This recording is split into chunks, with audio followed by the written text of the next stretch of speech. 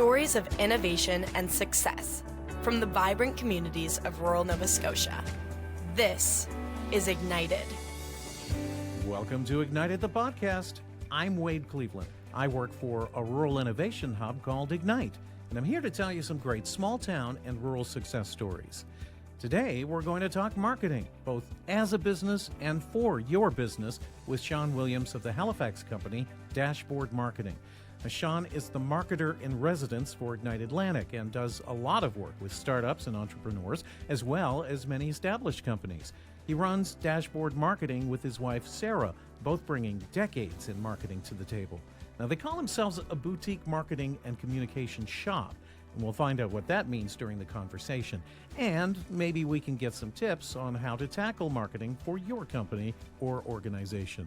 Sean, thanks a lot for talking to us today. My pleasure. You know, the fact that we're the marketer in residence for Ignite, this is kind of nice to actually come down, physically be here. It's nice to see the space and meet the people and not just do things virtually. I want to talk a little bit about you and the business that you built, and then we'll talk about marketing. Okay. So you're actually a Torontonian. I am from Toronto. Ah, Yes, but I've been told I'm okay because I'm married in Newfoundland.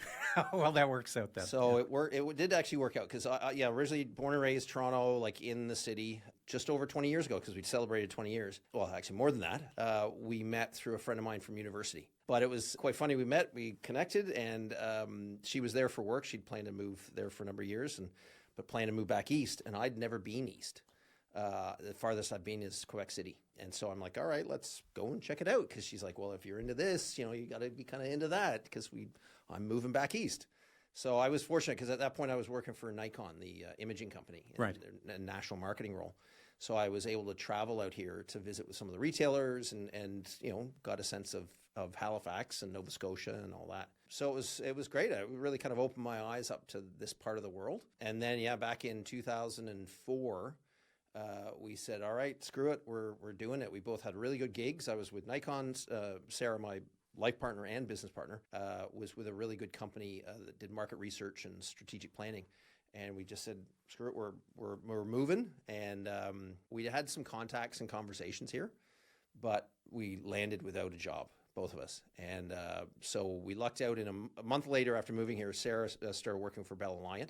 And a couple weeks after that, I started working for Bristol, which was quite a big regional advertising agency, which fit for me because I'd spent a number of years at Leo Burnett and Dentsu in Toronto, and I also had client-side experience, so we just carried on with that. But things went different ways, and 15 years ago, we launched our business.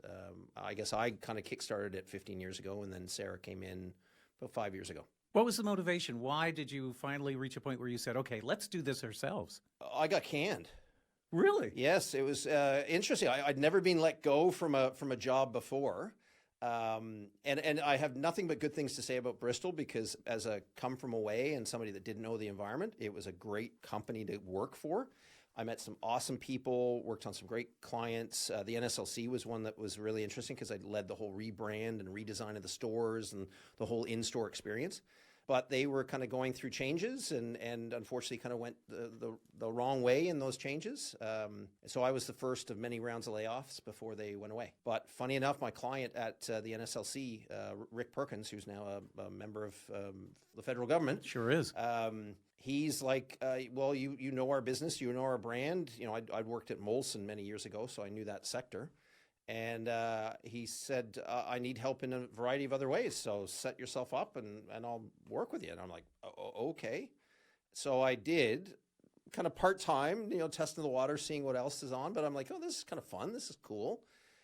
Picked up another piece of business and then aligned with an old Bristol person and picked up another piece of business. And it just kind of carried on. And I realized that there was a real need for a different type of offering versus an agency or PR firm or that kind of structured offering. It was more about just an extra set of hands, extra set of eyes. Because when I was a client, often I didn't want to go to my agency because that's all I needed. I just needed somebody else to look at this or just a little help in a short-term period. When I was on the agency side, clients would ask me, can you just kind of help me here? And I'm like, well, if I do, I have to bill you an hour here and an hour there. And it just wasn't collaborative. It wasn't supportive. It wasn't that kind of just come on in and be that trusted advisor and sit at the table with me and help me out. So that's my mindset when I actually hunkered down and said, okay, this is a business I want to start and really flourish with and grow. So the model was that whole mindset of collaboration, crowdsourcing needed services. It was quite a different model 15 years ago. People just didn't get it. Now, everybody gets it, right? The gig economy. Everybody knows what the gig economy is. They know about all these great resources and freelancers and independents and online platforms like Fiverr that you can just go and tap into the World Wide Web and network of people. But 15 years ago, people just were like, okay, so you don't have staff, you don't have an office, so how do you get stuff done?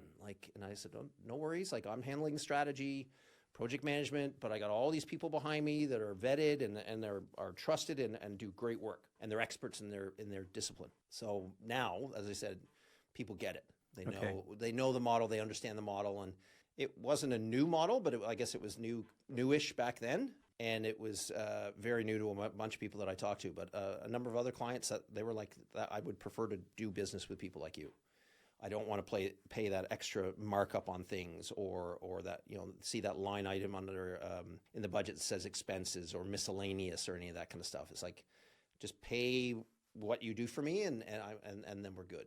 You called it a boutique. Yeah. So it's that approach. Yeah, because, part of it, and it's interesting with the word boutique because we've done some work in the hospitality space. And when you look at a boutique, it is very niche. There's unique offerings. It's kind of customized rooms. Not every room is the same.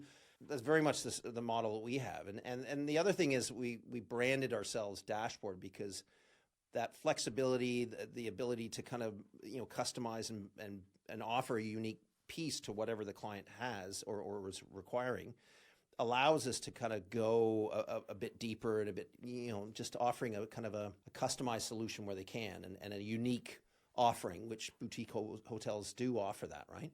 So yeah, we would definitely call ourselves a boutique shop, and that's the other uniqueness is we're not an agency, we're not a firm, we're a shop. We get shit done. That is the biggest thing because, again, back to the name Dashboard is, okay, I want clarity and insight and information, but I also want this information to action. And lead me down a pathway that's going to get stuff done. So, okay, you're giving me all this great insight, but what do I do with this insight? Well, we're going to help you get to that point of where you're actioning, you're converting, you're retaining, you're doing whatever with your business. We were a virtual business 15 years ago. Mm-hmm.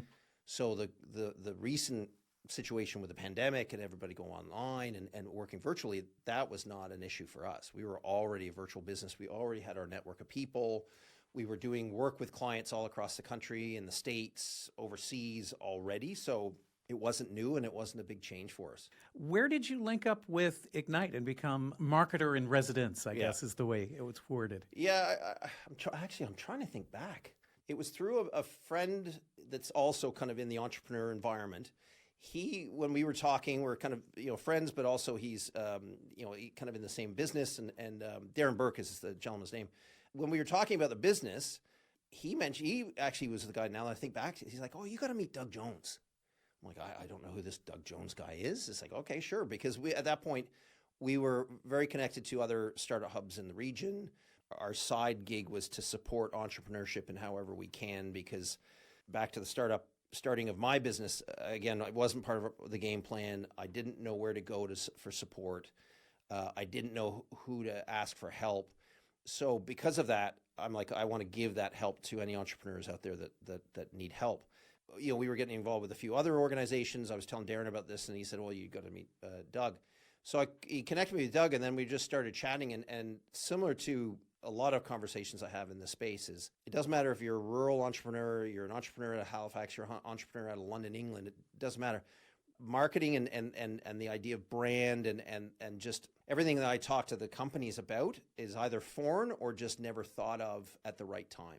I always feel like it's brought into the mix or it's asked for just farther down the pathway than they really should be bringing it into the mix, because it's, you see them do their pitch competitions and then the question goes, okay, well, what are you going to use the money for? They'll always say, oh, marketing. My question will be, okay, what do you mean by that? Mm-hmm. Because their definition of quote unquote marketing is probably a lot different than what I actually need or what I would say they possibly need. So it was great talking to Doug. It was, just talk to him about kind of that idea, what we're trying to do for entrepreneurs and startups, early stage, even established businesses. It doesn't matter the level. It's like you need to grow. You need to, sustain a certain level of business. You need to grow your business, all that. Well, how are you going to do that? Well, marketing is a huge part of that. Also for those startups, like when you start up your business, brand is a big component that a lot of companies don't even think of. They think of, okay, we got a product that solves a problem. Okay, let's go deeper into that product. And, what does that mean? Who is it for? What's that roadmap? Who are the people you're going to bring to the table to work on this product with you? Like all of that is part of your brand. And there's not a lot of startups that kind of think about it at that early stage. So it seemed to resonate with Doug that, we need help. And the companies that Ignite works with and supports, they all need marketing help in some way or another. It's a great valued partnership from our end. So If you're an entrepreneur, you may want to consider becoming an Ignite resident. Residency at Ignite will give you the resources, mentorship, and space you need to grow your startup or idea. You'll become part of an incredible support network, a community that's dedicated to seeing you succeed. But don't just take my word for it. Book a tour of Ignite and see what we have to offer you. Go to igniteatlantic.com. It's quite a difference, I would think, between working with someone who's a startup and working with NSLC, for example. It's a whole different ball of wax. Yes and no. Scale for sure, and startups, they don't have customers. NSLC has a lot of customers, but the fundamentals of what we work from and look at for clients is the same. And it doesn't matter if you're a startup or a 150-year-old company that's got millions of customers, whatever. We have three kind of components of anything we do for our clients. We look at audience, we look at category, and we look at brand. Those are just the fundamentals for any kind of marketing strategy, any go-to-market plan, anything that we're doing for our clients. You need to look at those three because each is very important and each has a very big impact across all areas of your business, not just marketing, product development, HR, all those different elements. So, that's kind of the model we'll take, and it can be applied to the startup level all the way to, well-established company. And I'd say a lot of times those established companies need it way more than the startups do. Really?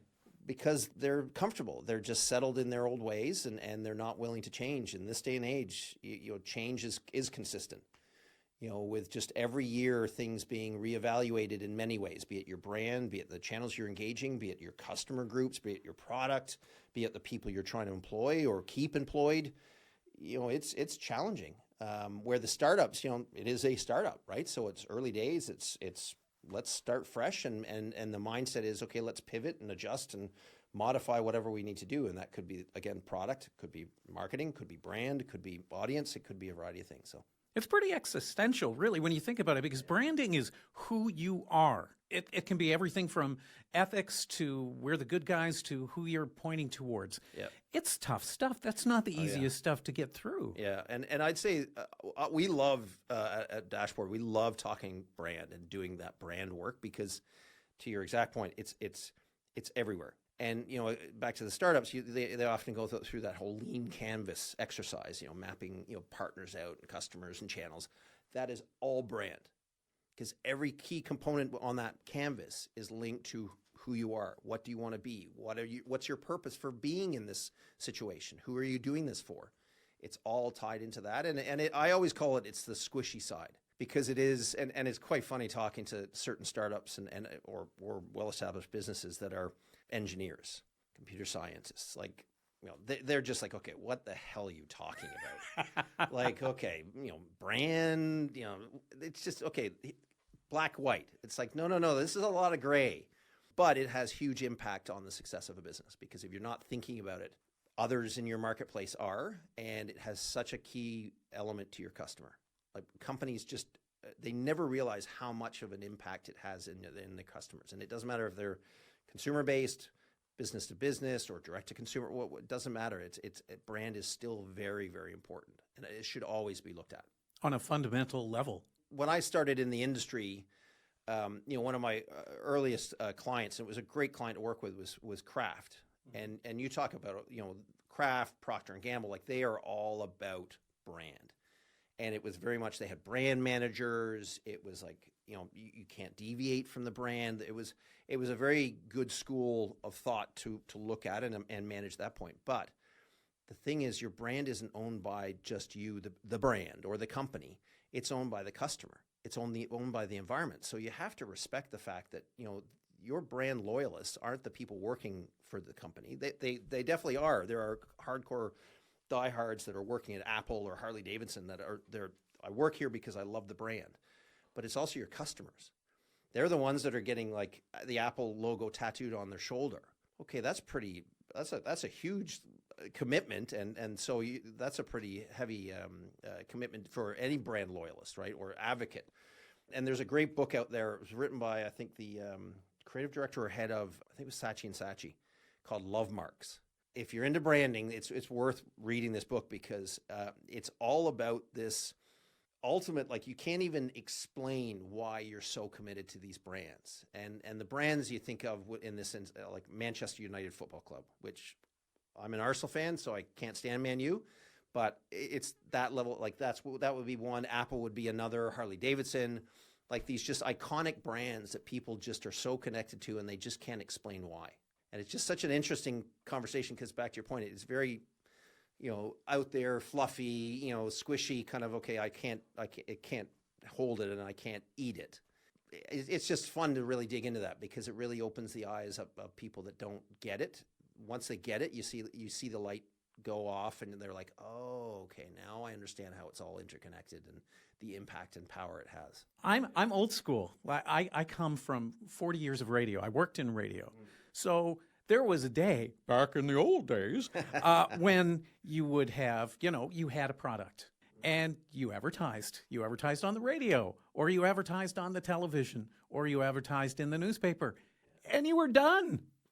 Those days are long over. It's a different world. It is, but I find it interesting that things are coming back full circle.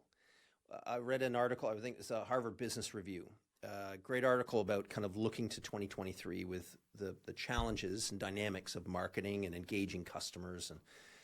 And they talked about how there's now so much mistrust towards a lot of these digital platforms. You look at what Meta's done. You look at what Twitter's now going through. Like, all of these interesting situations have forced customers and consumers to question, okay, and brands for sure, really are these the right channels, and am I going to engage with a customer or with a brand through this channel? So they're actually talking about how kind of some of the more traditional media is coming back. So I'm curious to see as we go into this year what does happen with marketing strategies and channels of engagement, because I think it's just there's so much going on right now around the digital platforms. And like we were talking before we started on the podcast, like Pinterest, it was interesting to hear from them a couple of weeks ago at this conference that they are so focused on removing all that bullshit and just truly offering them the most positive experience you can in this social platform. And you don't hear that from many other social platforms, right? Like they're going the other way. It's challenging, it's overwhelming, but I'm kind of excited to see, okay, how are we going to reconfigure things as we go into next year? What do you tell a company, let's say Brand X? Brand X has their brand. They're okay, but they're looking to re-strategize where they're going to put their money in. What would you tell them? Where do you put your money? Well, I go right back to the three areas I just talked about. Okay, who are you? What's your message? And let's evaluate that. What's the environment you're in? And then ultimately, who's your audience? Okay. It goes back in that instance very much to audience. So, if you've got the other two components kind of figured out and what your competition's doing and what the environment is, where are your customers?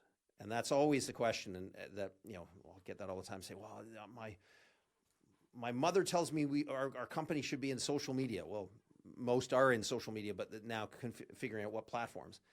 We will always ask the question, well, where are your audiences? Like where are the customers you want or currently do business with? Where are they? And so have you talked to your customers and asked them those questions and said, where would you like us to be? Where should we be? And there's so many companies out there that just haven't asked that question. So back to the Brand X, the question I'd say to them, have you talked to your customers? Have you asked them those questions? And a lot of companies haven't. That blows my mind, is how many companies have not actually talked to their current customers. Big predictions, I think, on our end is that a lot of companies, and we're talking to a lot of companies, and we put a lot of this in place for the strategies we developed, is retention. Because it's so much more cost effective to engage current customers than to try and acquire brand new ones out there that have not heard about you. What are you doing with your current customers right now? And how can you get more business from them? Because back to your question, like you're shooting, left, right, and center, and you just don't know where to go. Well, if you have a group of people you're doing business with, talk to them, ask them what more they want to do. They want to buy again? Can we offer value? Are you talking to your customers? Are you going to that nth degree to really understand who they are, where they are, what they want to consume, how you fit into their life, and really go immersive and really respect them and ask them those questions. Very interesting. Yeah. No, it's fun for us because we're always trying to open up those areas of opportunities through our discovery and that three area process that we go through. And it really does, if you have a strategic way of doing it and you map out your strategy first, you can then figure out what those tactical components come into play and when they should happen, how and what messaging and how creative you need to be and all of that. But the companies that just don't start off with a strategy, they're going to fail. And that's our approach, is strategy first. Like, if you're not willing to do this strategy first, we're happy to introduce you to other people we might know or maybe recommend somebody else. But it's those companies, doesn't matter if you're startup all the way to well-established, if you don't map out your marketing strategy, you're going to fail. It's just going to be a waste of money, waste of time, and you're going to be throwing darts at the wall and hoping something hits the bullseye. How long is that process? I guess it's as long as it takes. Yeah, and it's a never-ending process because you can never stop. And it was interesting. I was talking to my business partner, who's also my wife, on the way up here, and we were just talking about right now where we're finding that a lot of companies have kind of pulled back, with everything in the world that we're dealing with right now. Budgets are tight, and marketing always gets cut first. And that's the worst thing to do, because if you stop marketing, you stop that growth, and to start up again takes double, triple, 10 times the amount of money. So to continue marketing right now is the best thing to do. And so you never stop. So yes, you have to spend, say 3 to 4 months developing a strategy, and depending on what's involved in that strategy, be it the customer discovery, your review of the category, development of the brand strategy, all of those messaging and tactical plan and all that. But then once you have that strategy, then you just keep going back and execute on what you're doing. So here's phase 1 of the things you do. Okay, bang, bang, bang. We've done that over this quarter. Phase 2, okay, next quarter. Like it just keeps rolling it out, and then you revisit it the next year. So you really should never, ever stop, because it's going to hurt you in so many ways to first of all stop. Second of all, try to start up again. Before we wrap things up completely, I wanted to talk about some of the things that you're involved in, because you, for example, do some work with cruise companies and have just kind of wrapped up some of that. I was quite interested to see that you were involved with kind of putting together a cruise plan, if you will. Yeah, one of my favorite projects, and this was client number 3, was Cruise Atlantic Canada. So we, along with a business partner, got the business through the Atlantic Canada Cruise Association. And they were looking to rebrand and ultimately brand the region, Atlantic Canada. So we went through quite an exhaustive exercise and did discovery in a variety of ways with people that had been on the cruises, with the different ports and the offerings. And it was a lot of fun, because in part it was just fun to kind of package up a brand for the region. So we packaged up this Cruise Atlantic Canada brand, and then the team, their team, went down to Miami, the pinnacle of cruise, presented to all of the cruise lines this new brand that ultimately is a brand that they sell. Because in the past, one of the big bits of feedback we got was they didn't know how to sell Atlantic Canada. So they went down, presented this whole Cruise Atlantic Canada brand, and people were supposedly standing up clapping, saying, "Thank you. Now we actually know what to sell." And it was a unique package, unique in the sense of other places to go and do cruising. So it was one of my favorite projects, because it was also a challenge to get, imagine this, 4 provinces, multiple ports, other entities that were from the federal government side of things. Like there were so many different players at the table, but everybody came together, and it was mind blowing in that sense of how everybody came together under this brand platform that we developed. And so, yeah, it went for a while, and then I know they just recently kind of refreshed it. We didn't have a part to play in that, but I know the team that did, and I think they did a great job. We've worked in a variety of other areas in that sense of, be it cruise, we've worked in the golf sector as well. We've done hiking and trails, so a bit of the more niche travel and tourism and hospitality areas. And it's one of the many sectors we kind of work in, be it that we do a lot of work in higher education. We do a lot of work in the tech space, software as a service side of things, a lot in the startup small business area as well. So it's the fun thing on our end is always taking the learning from one project in one sector and bringing it into another sector, and really applying just that great unique insight into something that's people would go, how did you take that and bring it into there? It's like, well, why wouldn't you? If it made sense for the strategy, let's apply this kind of different thinking to this environment. And a lot of times it works well for them because it is different thinking in that environment. So it really is, and it brings a whole new perspective. And that's what I find interesting. I loved listening to you talk about that, because to me, sometimes, when people say, okay, we're going to talk marketing, their mind goes to, it could be Budweiser, it could be the Toronto Maple Leafs, it could be, but they go to those big brands, but they don't think about how Nova Scotia in and of itself, or rural areas in and of itself, all of that will benefit from what you have. Yeah. And I think I'd say the biggest thing on that point is the work we do is scalable. And any of those things, be it, the Coca-Cola, my God, like you think of how much they spend in their marketing, and they have their challenges. I remember reading an article with Fast Company years ago about their brand management challenges and how disconnected their brand was worldwide. Different colored reds, the font was different in certain logos. Like you think of just the challenge they would have on that front. So they have their challenges, but what we do, be it the marketing strategy or doing brand or any of that stuff, it's all scalable.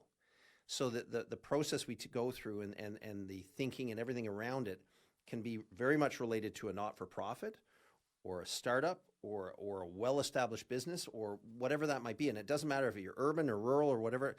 Again, back to earlier conversation, it goes back to your customers, because the cool thing I find, again, not being from Nova Scotia, but working now with a lot of Nova Scotia companies and others in the region, we've got to punch above our weight. And a lot of these companies are doing that, which is awesome, because their clients and their customers are worldwide.